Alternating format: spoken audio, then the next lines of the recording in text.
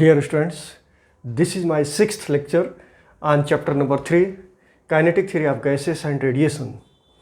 In this lecture, the main points are coefficient of emission or emissivity,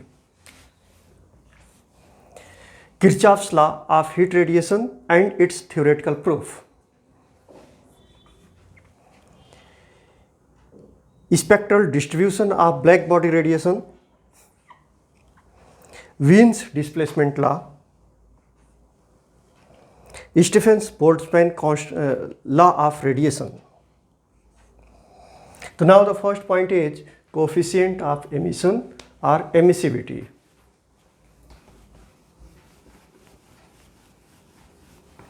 तो आज का ये पहला पॉइंट है कोफिशिएंट ऑफ एमिशन और एमिसिविटी. तो इसके पहले मैं कुछ डेफिनेशन को रिपीट कर रहा हूँ. एमिसिव पावर को, what is the emissive power? Emissive power of a body is defined as the quantity of radiant energy emitted by per unit surface area and per unit time of a body is called emissive power of that body. तो coefficient of emission और emissivity क्या है? The coefficient of emission और emissivity, the symbol is E. इसका symbol होता है ई.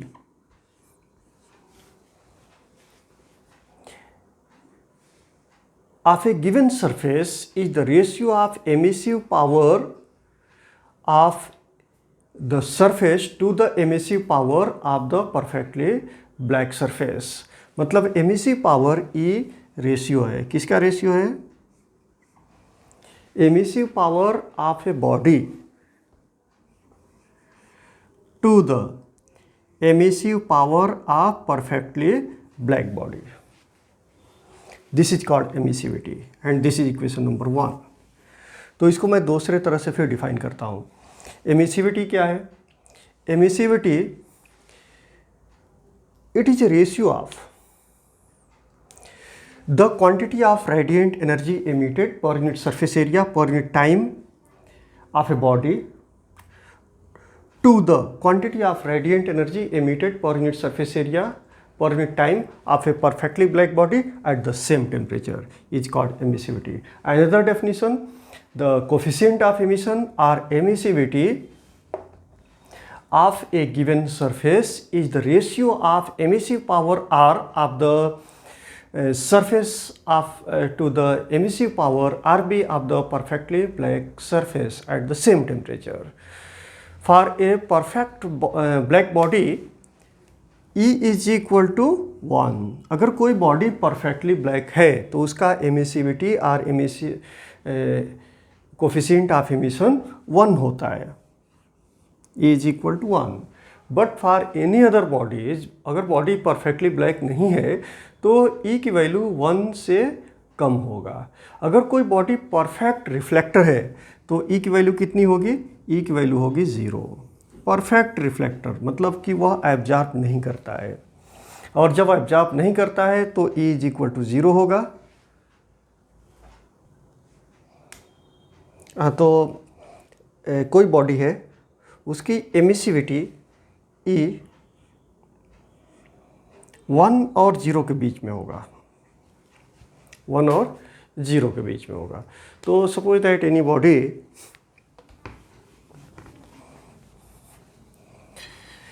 Body तो R क्या है? R और RB. R ऑर्डिनरी बॉडी के लिए है और RB परफेक्टली ब्लैक बॉडी के लिए है. That is called radiant power और emissive power. This is the emissive power of ordinary body and this is the emissive power of perfectly black body. तो हमने कंसिडर किया एक ऑर्डिनरी बॉडी है जिसका एमिसिव पावर हमको फाइंड करना है. तो एमिसिव पावर हम कैसे फाइंड करेंगे? एट ए गिवन टेम्परेचर पर emissive power E is equal to the quantity of radiant energy emitted by this body by per unit surface area and per unit time at a given temperature. तो suppose that इस body के ऊपर, इस body ने अगर heat radiate कर रहा है 80 joule by per unit surface area and in per unit time, तो ये हो जाएगा 80 अपान, और जो परफेक्टली ब्लैक बॉडी है वह ज़्यादा हीट एब्जॉर्ब किए हुआ है। अगर 100 जूल पर unit surface area per unit time body के ऊपर इंसिडेंट हुआ जिसमें से इसने 80 एब्जॉर्ब किया, तो उस टेम्परेचर पे 80 एमिट करेगा। और अगर कोई परफेक्टली ब्लैक बॉडी है उसके ऊपर 100 जूल पर unit surface area per unit time heat energy या रेडिएंट एनर्जी को इंसिडेंट करवाए, तो उसने पूरा एब्जॉर्ब किया, तो इसलिए वो एमिट करेगा 100 जूल एमिट किया। तो ये हो जाएगा नियर अबाउट 0.8, ये 0.8 हो जाएगा और यूनिट कैंसिल हो जाएंगे, तो एमिसिविटी हो जाएगा 0.8। मतलब अगर बॉडी परफेक्टली ब्लैक नहीं है तो एमिसिविटी E1 नहीं होगा, 1 से कम होगा, और कंप्लीटली रिफ्लेक्ट करता है, एब्जॉर्ब नहीं करता है, वो बॉडी हीट को एब्जॉर्ब नहीं करता है, टोटल का टोटल रिफ्लेक्ट करता है। इसका मतलब ये हुआ कि उसने कोई हीट अपने पास नहीं रखा है, पूरा का पूरा रिफ्लेक्ट किया, तो वह एमिट भी नहीं करेगा और जीरो एमिट करेगा, इसलिए एमिसिविटी 0 हो जाएगा। Now the Kirchhoff's law of heat radiation and it's theoretical proof. So what is the Kirchhoff's law? It states that at a given temperature, the ratio of emissive power to coefficient of absorption of a body is equal to the emissive power of a perfect black body at the same temperature for all the wavelength. So now it is clear that at a given temperature, the ratio of emissive power to coefficient of absorption, emissive power का symbol क्या है? Capital R। अभी हमने जो derive किया हुआ था, emissive power का सिंबल है कैपिटल R, और कोफिशिएंट ऑफ एब्जॉर्प्शन क्या है? Small a। तो यह लॉ क्या स्टेट करता है? At a given temperature the ratio of emissive power, मतलब R और EA का जो रेशियो होगा वो कितना होगा? Emissive power of perfect black body, emissive power of perfect black body, और emissive power of perfect black body का सिंबल क्या है? RB, जो कि लिया था। तो अब हम मैथमेटिकली इसको कैसे लिख सकते हैं कि R और A का जो रेशियो है वो कितना होगा? RB के बराबर होगा। तो mathematically you can write here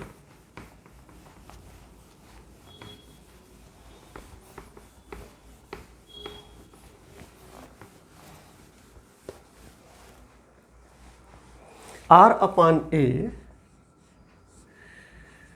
is equal to RB, means the ratio of emissive power of a body to the coefficient of absorption is equal to the emissive power of perfectly black body at the same temperature for all the wavelength. But you know that you can write here R upon RB is equal to A, और अभी हमने coefficient of emission और emissivity में एक equation find out किया था, E is equal to R upon RB। तो वह इक्वेशन यहाँ यूज करेंगे, तो R upon RB is equal to E।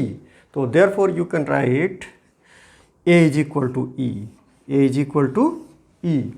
तो therefore for a body emitting and absorbing thermal radiation in thermal equilibrium, the emissivity is equal to absorptivity. Emissivity is equal to absorptivity. And for all the wavelength, therefore A lambda is equal to E lambda. So in short, you can say the absorptivity is equal to emissivity. Thus it is clear that A is equal to E, मतलब कि a body has high emissive power, it also has high absorptive power, and if a body has low emissive power it also has low absorptive power। इसका मतलब क्या हुआ कि अगर कोई body है और कोल्ड टेम्परेचर पे ज़्यादा हीट को एब्जॉर्ब करता है, तो जब उसको हाई टेम्परेचर पे रखेंगे तो ज़्यादा हीट को एमिट करेगा। ज़्यादा रेडिएंट हीट को एब्जॉर्ब करेगा तो हाई टेम्परेचर पे ज़्यादा रेडिएंट हीट को वो एमिट करेगा, और लेस रेडिएंट हीट को एब्जॉर्ब करेगा तो लेस रेडिएंट हीट को एमिट करेगा। जैसे इसके लिए एग्जांपल दे सकते हैं कि this is a white body, this is a white body, ये वाइट है। इसका मतलब ये हुआ कि इसके ऊपर जो लाइट इंसिडेंट हो रहा है तो ये सभी वेवलेंथ को रिफ्लेक्ट कर दे रहा है, एब्जॉर्ब नहीं कर रहा है, बहुत थोड़ा एब्जॉर्ब कर रहा है, सभी वेवलेंथ को रिफ्लेक्ट कर रहा है। तो फिर जब इसको अगर हम हीट करेंगे तो यह एमिट उतना ही करेगा जितना एब्जॉर्ब किया है। Simultaneously if the body, this is a black body, ये ब्लैक है, तो ये बहुत कम रिफ्लेक्ट कर रहा है, जितना इस पे इंसिडेंट हो रहा है अप्रॉक्सीमेटली पूरा का पूरा एब्जॉर्ब कर रहा है।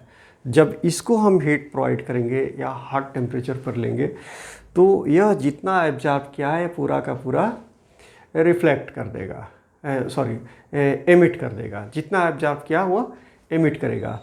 मतलब कि a body has high emissive power, it also has a high absorptive power, and if a body has low emissive power it also has a low absorptive power। इसके बहुत सारे एप्लीकेशंस हो सकते हैं जो प्रूफ करने के बाद, इस लॉ को प्रूफ करने के बाद उस एप्लीकेशन को एक्सप्लेन करेंगे। Now consider two bodies A and B.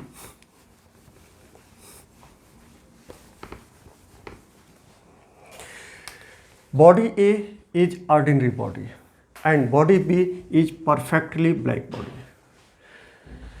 The emissive power of body A is R and emissive power of body B is RB, which is a perfectly black body. Now suppose that Q quantity of radiant energy or radiant heat is incident on both the bodies in per unit time। ये दोनों ही bodies के ऊपर Q quantity of radiant energy पर time incident हो रहा है, और ये दोनों बॉडी कौन सी सिचुएशन में है? थर्मल इक्विलिब्रियम में है, both are in the thermal equilibrium. तो Q quantity of radiant energy per unit time body A के ऊपर इंसिडेंट होता है, और Q quantity of radiant energy body B के ऊपर भी इंसिडेंट हो रहा है।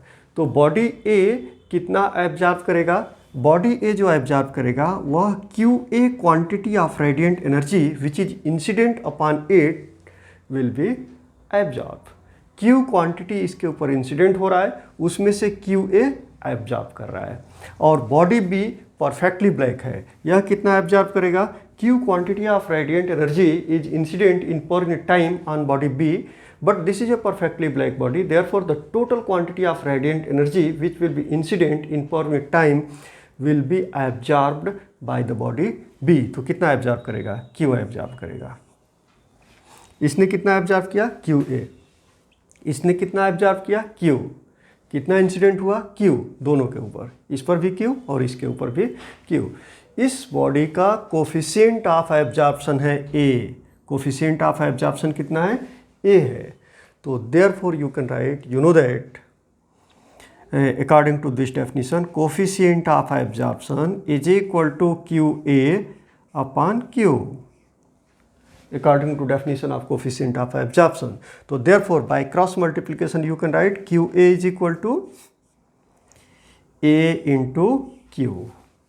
मतलब कि ऑर्डिनरी बॉडी ने कितना रेडिएंट एनर्जी को एब्जॉर्ब किया? AQ एब्जॉर्ब किया, और इस बॉडी ने कितना एब्जॉर्ब किया?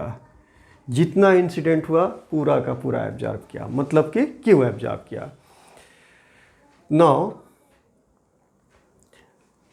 Because both are at the same temperature, because the quantity of radiant energy absorbed by the body A is equal to quantity of radiant energy emitted by the body A. The same situation is here. The quantity of radiant energy absorbed by the body B is equal to quantity of radiant energy emitted by the body B in per unit time. मतलब जितना ये absorb करेगा per unit time में उतना ही पर unit time में emit करेगा, जितना ये पर यूनिट टाइम में एब्जॉर्ब करेगा उतना ही पर यूनिट टाइम में एमिट करेगा. तो therefore the quantity of radiant heat absorbed by body A, you can say quantity of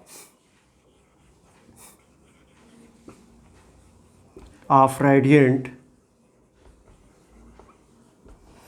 heat or energy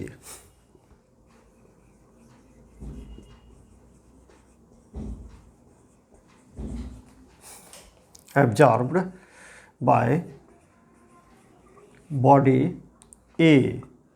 body A ने जितना रेडिएंट हीट एब्जॉर्ब किया पर यूनिट टाइम में उतनी ही क्वांटिटी ऑफ हीट को एमिट करेगा, is equal to quantity of heat emitted by body A.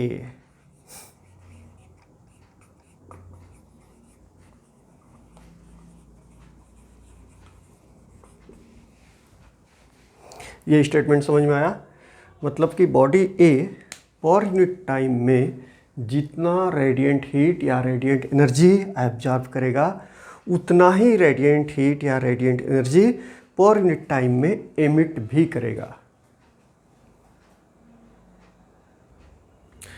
Therefore, you can write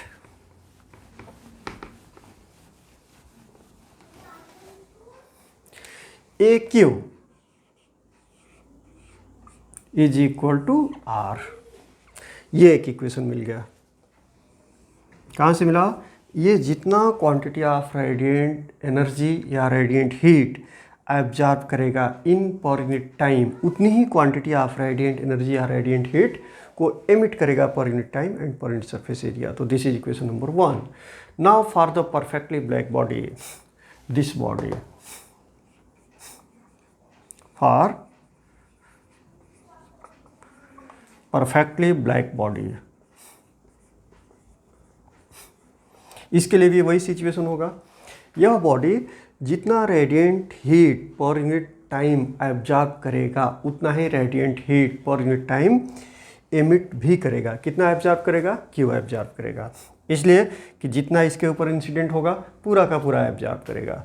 तो therefore Q is equal to अब पर यूनिट टाइम कितना एमिट करेगा? आर बी एमिट करेगा, is equal to R B. This is equation number 2. तो therefore now dividing equation 1 by equation 2, equation 1 को equation 2 से divide करेंगे.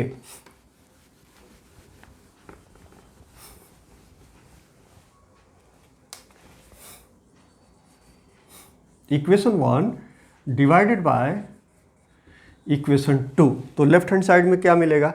Q से Q cancel हो जाएगा. तो therefore A is equal to right hand side में क्या मिलेगा? R divided by R B.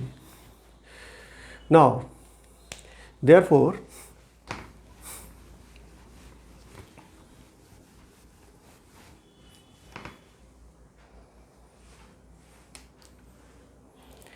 ऐसे भी हम लिख सकते हैं R upon A is equal to RB. Now, this is equation number 3. And also you know that according to definition of emissivity, E is equal to R upon RB. इससे पहले हमने derive किया हुआ था. E is equal to R upon RB. वह equation यहाँ use करेंगे. तो therefore you can write A is equal to E.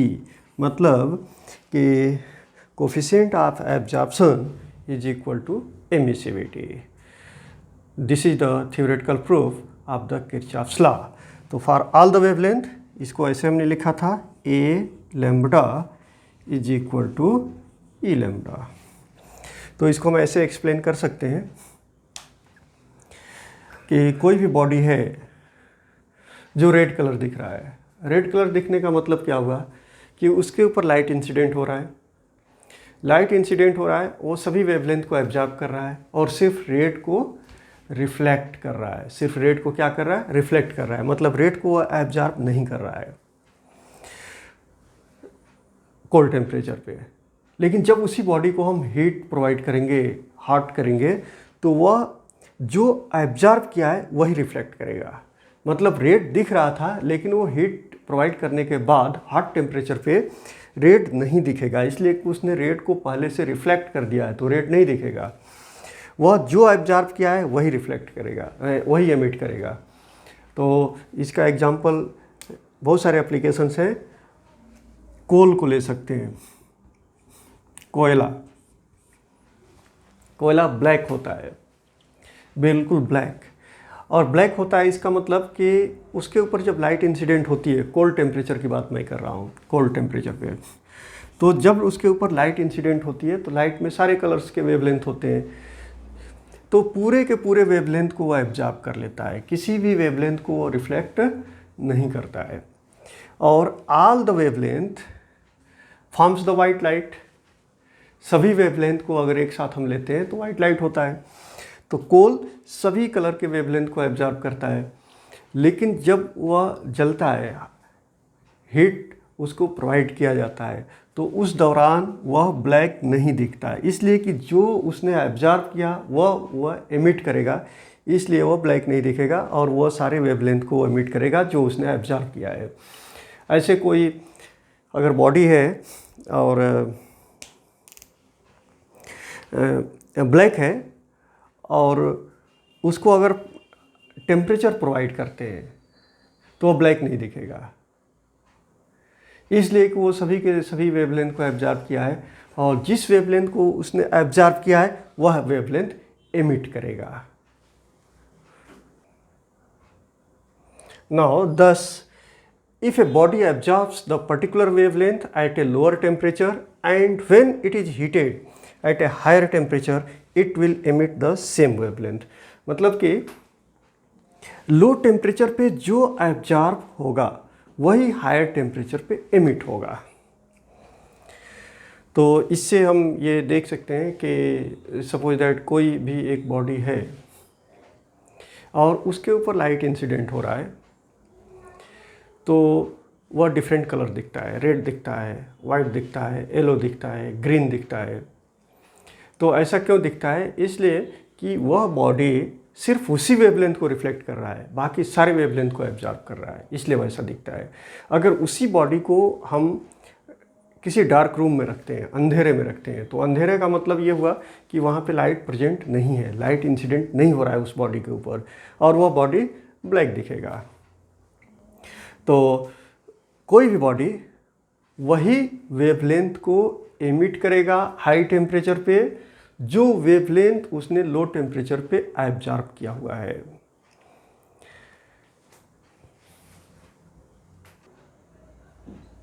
Now the spectral distribution of black body radiation. The radiant energy emitted per unit area per unit time by black body depends on its temperature।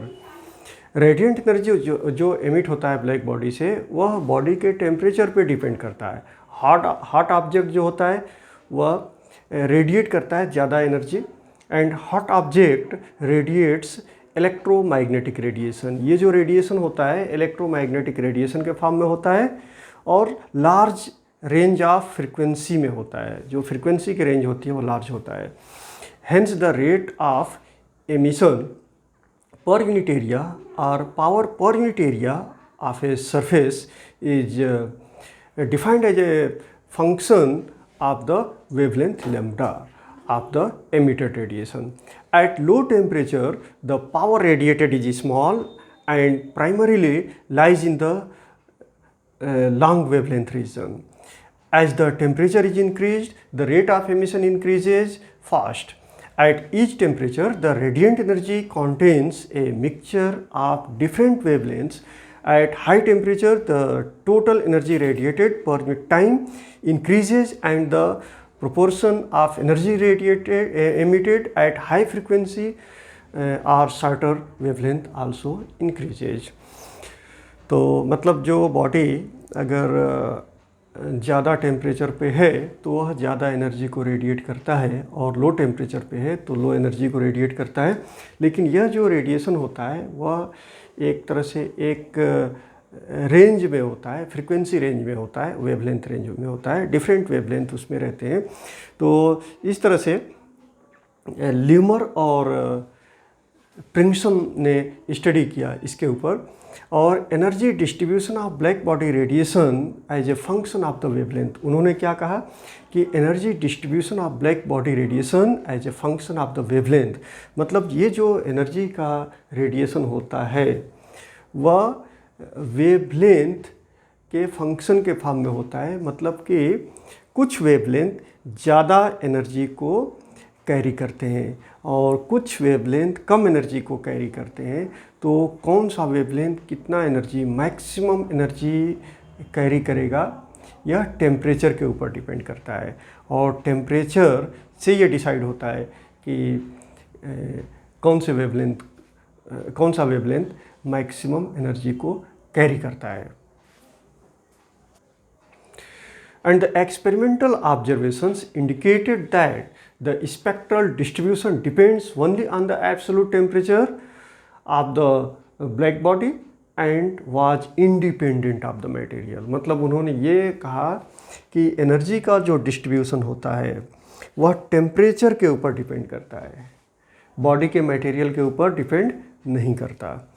तो इस तरह से black body को उन्होंने 3000 kelvin पे लिया, 4000 kelvin पे लिया, 5000 केल्विन पे लिया, 5500 केल्विन पे लिया। तो यहाँ देख रहे हैं कि जब 3000 केल्विन पे लिया गया तो and X axis is for the wavelength, Y axis for the radiant power, मतलब energy radiated in per unit time. तो on this axis there are different wavelength. जब हम राइट की तरफ जाएंगे तो वेवलेंथ इंक्रीज करेगा, और फिर इधर आएंगे तो वेवलेंथ डिक्रीज करेगा। ऐसे ऊपर जाएंगे तो एनर्जी, जो radiated energy per unit time है वह इंक्रीज करेगा, नीचे डिक्रीज करेगा। तो यहाँ राइट में वेवलेंथ क्या करेगा, इंक्रीज करेगा। बॉडी का टेम्परेचर 3000 केल्विन लिया, तो ये देख रहे हैं कि with increasing wavelength the radiant energy goes on increasing but reaches up to a maximum value, that is called peak value। वहाँ maximum value पे जाने के बाद फिर से energy radiated goes on decreasing। और सेम सिचुएशन देख रहे हैं 4000 केल्विन में, with increase in the wavelength the radiant power goes on increasing and reaches up to a maximum value, that is called peak value, and then goes on decreasing। Similarly for 5000 Kelvin, the with increase in the wavelength, the radiant power goes on increasing and reaches up to a maximum value, then goes on decreasing। और इसी तरह से 5500 Kelvin में भी the with increase in the wavelength, the radiant power goes on increasing and reaches up to a maximum value, that is called lambda maximum, and then again goes on decreasing। What is the lambda maximum? Lambda maximum is the wavelength carries maximum energy, the wavelength carries maximum energy। तो यहाँ पे जो wavelength है वह maximum energy को carry कर रहा है। अब 4000 केल्विन पे जब जाते हैं तो कैसे मैक्सिमम कैरी कर रहा है, जैसे पहले हम 3000 केल्विन की बात कर रहे हैं, तो ये वेवलेंथ इतनी एनर्जी कैरी कर रहा है, ये वेवलेंथ इतना एनर्जी कैरी करता है, ये वेवलेंथ इतना एनर्जी कैरी करता है, फिर लो हो गया। तो ये मैक्सिमम एनर्जी होगा, इस वेवलेंथ पे जो एनर्जी होगी मैक्सिमम एनर्जी होगी, और इसलिए हम इसको बोलेंगे lambda maximum.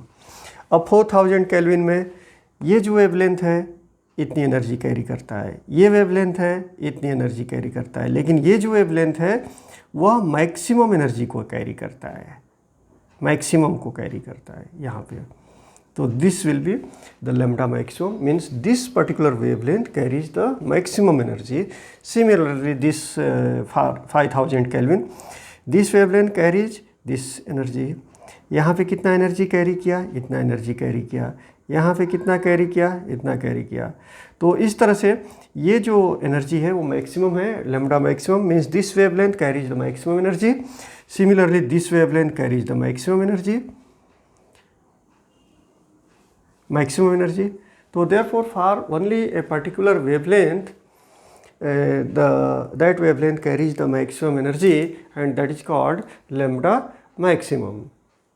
So now from the experimental curves it is observed that number one, ये ऑब्जर्वेशन इस एक्सपेरिमेंटल कर्व से ड्रा किया जा सकता है। पहला क्या ड्रा कर सकते हैं, at a given temperature the energy is not uniform distributed in the spectrum of the black body।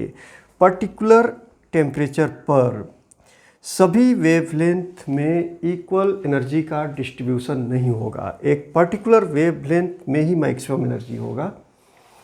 और second, at a given temperature the radiant power emitted initially increases with increase of the wavelength.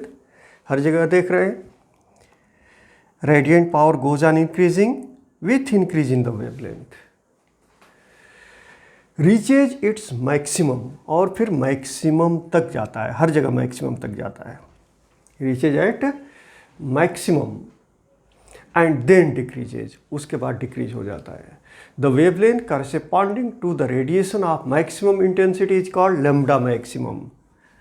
तो 5500 के लिए ये lambda maximum होगा, 5000 के लिए ये lambda maximum होगा, 4000 केल्विन के लिए ये लैम्डा मैक्सिमम, और 3000 के लिए ये लैम्डा मैक्सिमम होगा। तो therefore lambda maximum and it is the characteristic of the temperature of the radiating body. And third,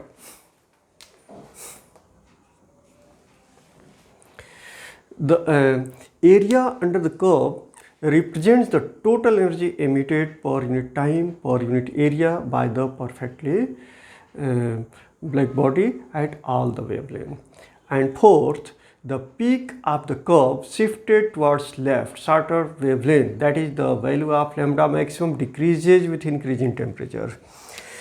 lambda maximum की जो वैल्यू है टेम्परेचर इंक्रीज करने के साथ डिक्रीज कर रहा है। जैसे यहाँ पे 3000 केल्विन, अब मैं ये डिलीट कर देता हूँ।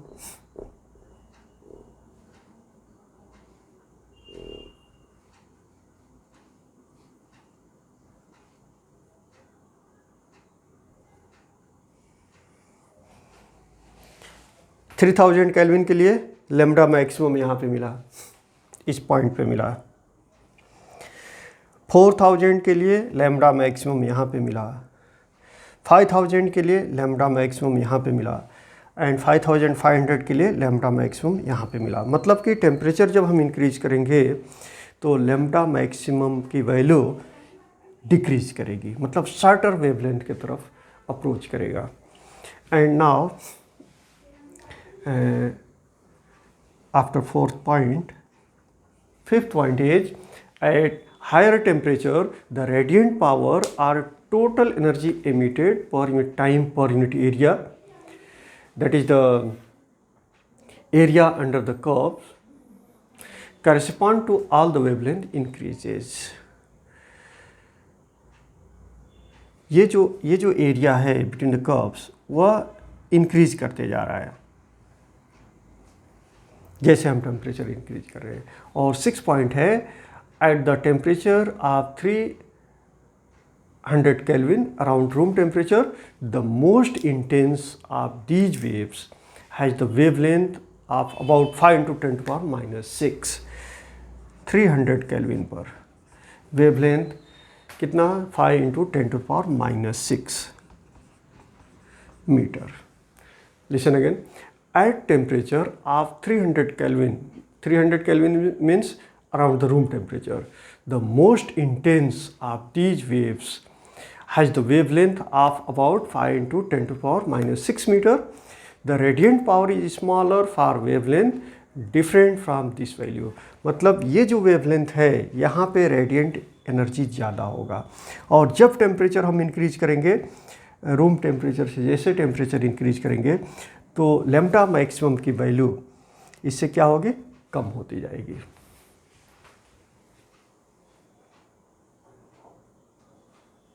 तो this is the spectral distribution of the black body radiation. Now the Wien's displacement law. It is observed that the wavelength for which emissive power of a black body is maximum is inversely proportional to absolute temperature of the black body. This is known as Wien's displacement law. अभी जो diagram हमने निकाला था उसमें देखें कि lambda maximum का मतलब कि वह वेवलेंथ जिस पे मैक्सिमम एनर्जी कैरी करता है, वह वेवलेंथ जो मैक्सिमम एनर्जी को कैरी करता है, डोमिनेट करता है, वह डिपेंड करता है टेम्परेचर पे।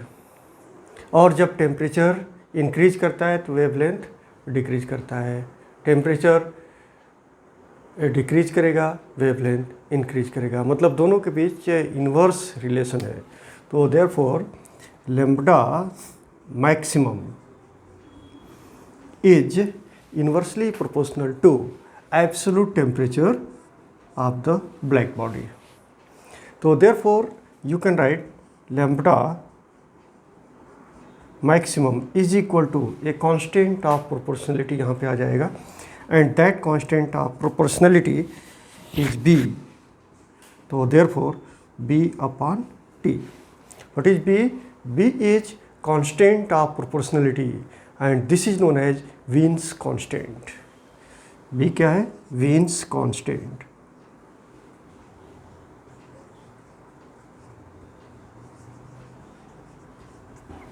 Therefore, you can write lambda maximum into absolute temperature is equal to B, where B is the Wien's constant. And its value, lambda B की वैल्यू कितनी होती है? 2.897. B is equal to 2.897 into 10 to the power minus 3 और unit क्या होगा? Metre kelvin.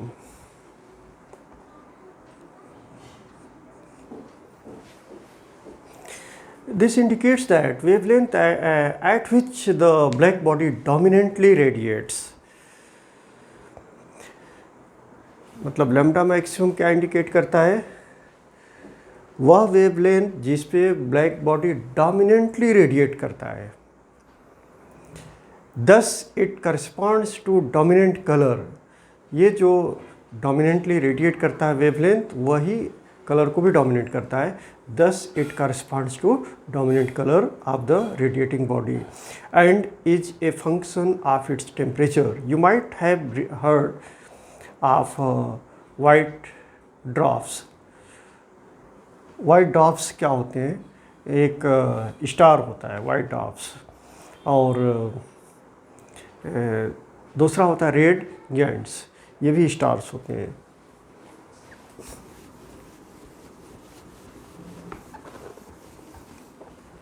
तो ये सुने होंगे कि जो white dwarfs होते हैं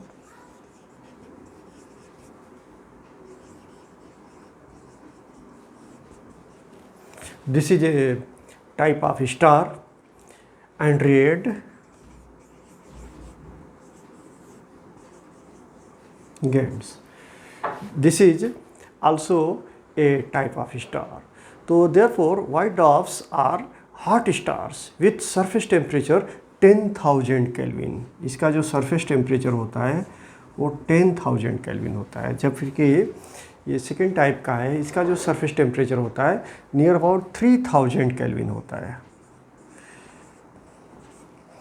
तो ये जो लैम्ब्डा मैक्सिमम है यह इंडिकेट करता है डोमिनेंट कलर को। This law is useful to determine the temperature of distant stars, sun, moon etcetera. मतलब जो एस्ट्रोनॉमिकल ऑब्जेक्ट्स हैं जहाँ तक नहीं पहुंच सकते हैं, उनका जो डिफरेंट कलर्स है उसकी स्टडी की जा सकती है by using this law, that is the Wien's displacement law. Now this is a question to solve it. Calculate the value of lambda maximum for a solar radiation, assuming that surface temperature of the sun is 5800 Kelvin and Wien's constant B is equal to 2.897 into 10 to the power minus 3 meter Kelvin. In which part of electromagnetic spectrum does this value lies? मतलब जो lambda calculate करेंगे वह किस range में आएगा और उसकी value क्या होगी। तो सबसे पहले हमको लैम्डा मैक्सिमम की वैल्यू कैलकुलेट करना होगा and you know that lambda maximum is equal to B upon T. यहाँ बी डायरेक्टली दिया हुआ है, B is equal to 2.897 into 10 to the power minus 3 metre kelvin और टेम्परेचर एब्सोल्यूट टेम्परेचर ऑलरेडी दिया हुआ है, T is equal to 5800 kelvin. तो directly you can write here first of all to solve this question write down the given quantities. और given quantities में ज़्यादा नहीं है, विन्स कांस्टेंट दिया हुआ है और एब्सोल्यूट टेम्परेचर दिया हुआ है। तो therefore given quantity is capital T, that is the absolute temperature 5800 kelvin और B that is a Wien's constant, this is equal to 2.897 into 10 to the power minus 3 metre kelvin. ये दोनों ही SI unit में दिए हुए हैं। तो directly हम ये इक्वेशन यूज करेंगे, lambda maximum is equal to B upon T और बी दिया हुआ है 2.897 into 10 to the power minus 3 और टी दिया हुआ है 5800। तो यहाँ पे यूनिट चेंज करने की कोई ज़रूरत नहीं है। और जब इसको हम सिंप्लीफाई करेंगे तो ये मिल जाएगा, this is equal to 4.995 into 10 to the power minus 7 और ये मीटर केल्विन है और यहाँ पे केल्विन है, ये केल्विन से केल्विन कैंसिल होगा, यूनिट हो जाएगा मीटर। और स्मॉलर यूनिट में अगर हम कन्वर्ट करना चाहते हैं एंगस्ट्रॉम यूनिट में तो 10 टू द पावर 10 से मल्टीप्लाई करना होगा और जब 10 टू द पावर 10 से मल्टीप्लाई करेंगे तो ये मिलेगा 4995 angstrom unit. This value lies in the visible region of electromagnetic spectrum. ये visible region में आएगा, visible region of the electromagnetic spectrum. Now, Stephen's-Boltzmann law of radiation. तो in 1979 Joseph Stephen proposed an empirical relation between the rate at which heat is radiated, that is the radiant power, from unit area of a perfect black body and its absolute temperature based on experimental observations. And after 5 years, इसके 5 साल के बाद Boltzmann derived the relation using the thermodynamics. Hence, it is known as Stephen's-Boltzmann law. Now, this law states that the rate of emission of radiant energy per unit area or the power radiated per unit area of a perfectly black body is directly proportional to 4th power of its absolute temperature. मतलब अगर कोई perfectly black body है और absolute temperature T पे उसको रखा हुआ है, बॉडी का टेम्परेचर कितना है, T है, बॉडी का एब्सोल्यूट टेम्परेचर T है। तो therefore the rate of emission of radiant energy per unit area of power radiated, तो R is directly proportional to 4th power of its absolute temperature.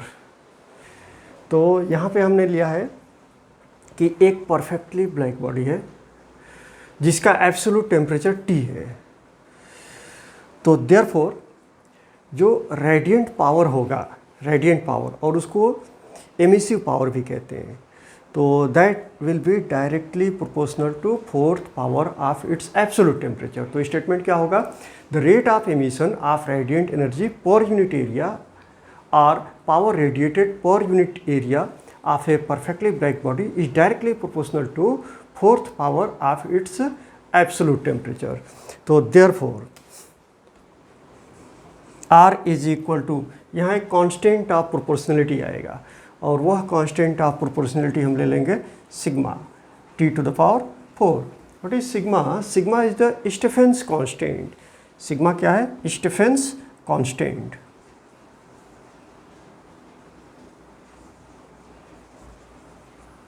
Stefan's constant, and the value of sigma is 5.67.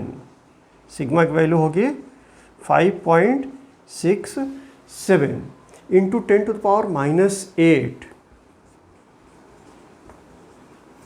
और unit होगा joule per metre square second kelvin to the power 4.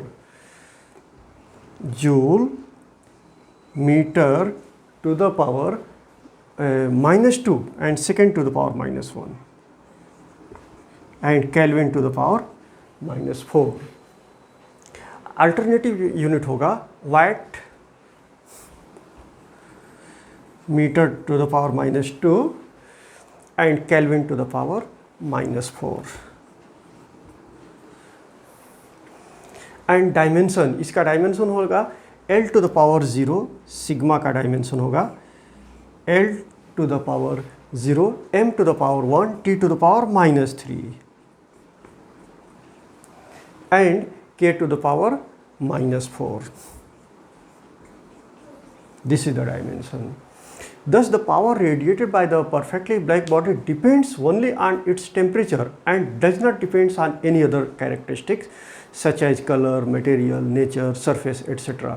मतलब black body से जो radiation होगा वह सिर्फ उसके absolute temperature पे डिपेंड करेगा, ना कि उसके कलर पे डिपेंड करेगा, ना कि उसके मटेरियल पे डिपेंड करेगा, नेचर ऑफ द सरफेस पे डिपेंड करेगा. ये किसी चीज़ पे डिपेंड नहीं करेगा, सिर्फ और सिर्फ बॉडी के एब्सोल्यूट टेम्परेचर पे डिपेंड करेगा कि कितनी रेडिएंट एनर्जी उससे रेडिएट हो रही है. तो now if Q is the amount of radiant energy emitted in time t,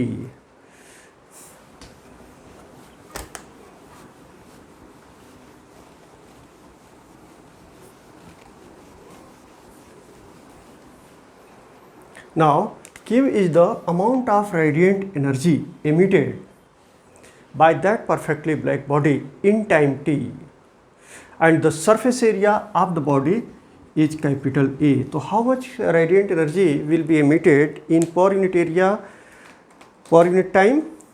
So that will be Q upon AT.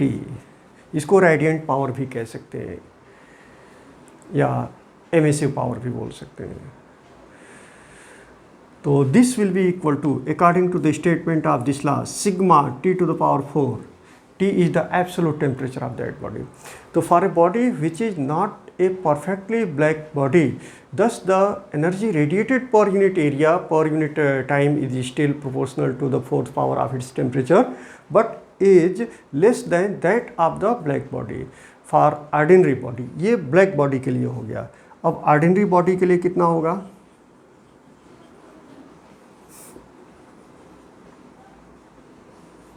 Black body ज़्यादा एनर्जी को एब्जॉर्ब करता है, इसलिए ज़्यादा रेडिएट करता है. और ऑर्डिनरी बॉडी कितना रेडिएट करेगा? रेडिएटिंग पावर होगा R is equal to, this is R for black body, B भी लिख सकते हैं. तो ऑर्डिनरी बॉडी के लिए कितना होगा? This will B E sigma t to the power 4. मतलब एक ऑर्डिनरी बॉडी है जिसका एब्सोल्यूट टेम्परेचर कैपिटल T है, तो रेडिएंट पावर होगा E sigma t to the power 4. तो नाउ देयरफॉर यहाँ पे E क्या है? E is the emissivity. हाँ, तो ऑर्डिनरी बॉडी के लिए R कितना होगा? ऑर्डिनरी बॉडी के लिए R हमने निकाला था E sigma t to the power 4. This is equation number 2. Now suppose that there is a perfectly black body and having the absolute temperature capital T. Perfectly black body है, absolute temperature है capital T, is kept in the surrounding which is at lower absolute temperature T0। एक perfectly black body है जिसका absolute temperature है capital T, उसको ऐसे surrounding में रखा गया जिसका टेम्परेचर लोअर है और T0 है। तो बॉडी कितनी एनर्जी रेडिएट करेगा? Perfectly black body radiates the energy sigma T to the power 4, but at the same time, because this is in the cooler surrounding at absolute temperature T0, so this will radiate the energy, sigma T0 to the power 4। तो यह जो energy radiate होगा यह body इसको absorb कर लेगा। तो therefore the net loss of energy by the perfectly black body, net loss of energy of perfectly black body, एक बार और मैं रिपीट करता हूँ, एक परफेक्टली ब्लैक बॉडी है जिसका टेम्परेचर कैपिटल टी है और उसको जिस सराउंडिंग में रखा गया है वो परफेक्टली ब्लैक वो भी है और उसका टेम्परेचर T0 है, एब्सोल्यूट टेम्परेचर T0 है।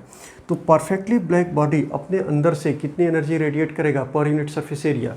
Sigma T to the power 4।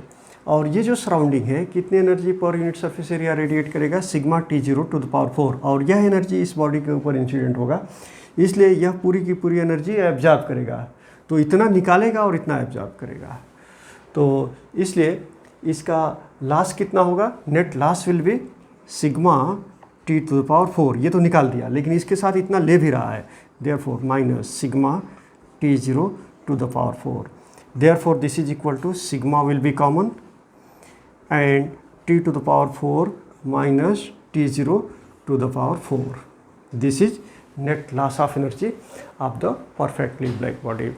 Now for ordinary body, ordinary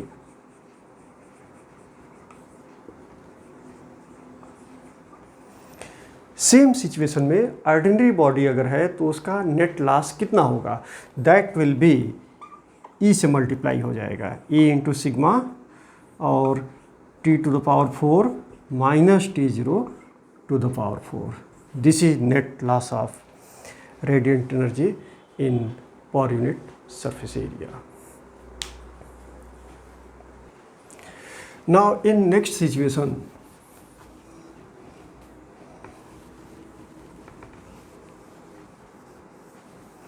यहाँ पे हमने ये लिया था कि सराउंडिंग का टेम्परेचर बॉडी के टेम्परेचर से कम है, but in case if the temperature of the surrounding is greater than the absolute temperature of the body, means ये T0 से कम है, तो उस सिचुएशन में नेट लॉस होगा या नेट गेन होगा? सराउंडिंग का टेम्परेचर T0 बॉडी के टेम्परेचर से ज़्यादा है, तो बॉडी थोड़ी हीट को बाहर निकाल रहा है लेकिन ज़्यादा हीट बाहर से ले रहा है, तो यहाँ पे लॉस नहीं होगा, यहाँ पे क्या होगा? गेन होगा। तो therefore in this situation the net gain not loss, net gain of radiant energy per unit area per unit time will be equal to sigma T0 to the power 4 minus T to the power 4.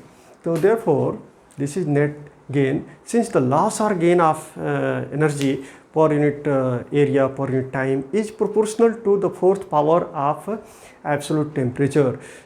This law is very significant in deciding the thermal equilibrium of physical system.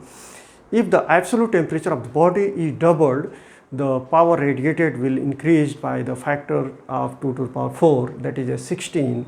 Or if the body radiates with some rate at room temperature 300 Kelvin, the rate will double even of if we increase the temperature of the body by 57 degree centigrade.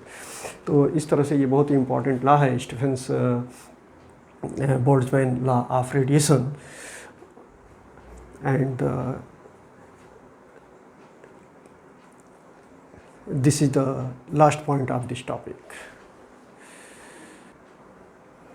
Now this is a question: calculate the energy radiated in 1 minute by a black body of surface area 200 centimeter square at 127 degree centigrade, and here given sigma is equal to 5.7 into 10 to the power minus 8 joule meter to the power minus 2 second to the power minus 1 and Kelvin to the power minus 4.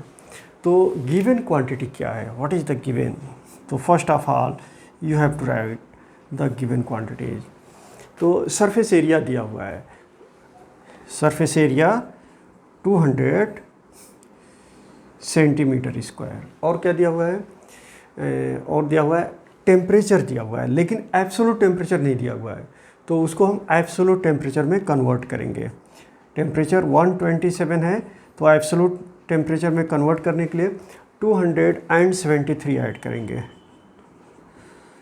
ये absolute temperature हो गया. और time दिया हुआ है, time 1 minute. तो अभी यहाँ हम चेक करेंगे, ये SI यूनिट में नहीं है, इसको तो हमने SI यूनिट में कर लिया. तो सबसे पहले एरिया को SI यूनिट में करेंगे. तो 200 सेंटीमीटर स्क्वायर, तो 1 centimetre square is equal to 10 to the power minus 4 metre square, 10 to the power minus 4 metre square. और ये हो गया 127 plus 273, this will be 400 kelvin, 400 kelvin. And 1 minute is equal to 60 second, 60 second. अब ये सभी के सभी SI यूनिट में आ गए.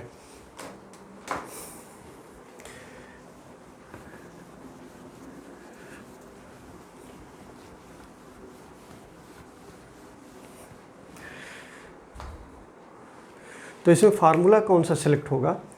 You know that Q upon AT is equal to sigma T to the power 4, sigma T to the power 4, ये formula है. तो therefore Q is equal to by cross multiplication Q is equal to AT into sigma into T to the power 4. अब values को substitute करेंगे. A is equal to 200 into 10 to the power minus 4 और T that is 60 and sigma is already given here in the question, that is 5.7 into 10 to the power minus 8. Sigma की value मिल गया, और T that is absolute temperature into 400. तो सभी quantities को हमने substitute कर लिया. तो जब इसको हम सिंप्लीफाई करेंगे तो this will be 5.7 into 10 to the power minus 8 into 200 into 10 to the power minus 4, 10 to the power minus 4 into 60, और ये एब्सोल्यूट टेम्परेचर का पावर 4 है, तो T का पावर 4 हो जाएगा इंटू 400 का पावर 4 हो गया. तो पावर को सिंप्लीफाई करेंगे. सबसे पहले माइनस 4 यहाँ पे, यहाँ माइनस 4, तो माइनस 8 माइनस 4 हो जाएगा, माइनस 12, और इसका पावर 4 करेंगे. तो therefore after simplification you will get the value will be 1751 and 0.04 joule, 1751.04 joule.